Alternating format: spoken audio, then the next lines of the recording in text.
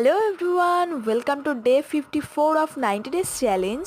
সকালবেলা ঘুম থেকে উঠে রেডি হয়ে বেরিয়ে পড়লাম অফিস যাওয়ার জন্য। তারপর ট্রেনে করে চলে আসলাম অফিসে। সারাদিন ডিউটি করে সন্ধ্যাবেলা বাড়ি ফেরার পথে পড়লাম প্রচণ্ড জ্যামে। তো যাই হোক, কোনো রকমের জ্যাম কাটিয়ে বাড়িতে পৌঁছালাম। আর বাড়িতে পৌঁছে সবার প্রথমে আমি এক বোতল জল খেয়ে নিই। এরপর ফ্রেশ হয়ে গরম গরম চা বানিয়ে নিলাম, আর চার সাথে ছিল নিমকি আর তালের বড়া।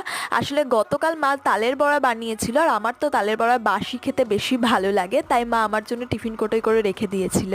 আর আমি বসলাম একটু স্কিন কেয়ার করতে। আর এই হেয়ার ব্যান্ডটা কোনো মতেই মাথাতে সেট হয় না, অবশেষে সেট হলো। তো স্কিন কেয়ার করার সাথে সাথে আমি শুনছিলাম সানডে সাসপেন। আমি তো বরাবরই সানডে সাসপেনের ভীষণ ফ্যান।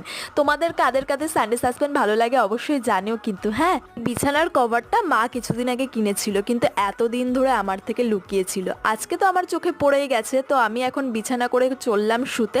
তোমরা কি করবে ভিডিও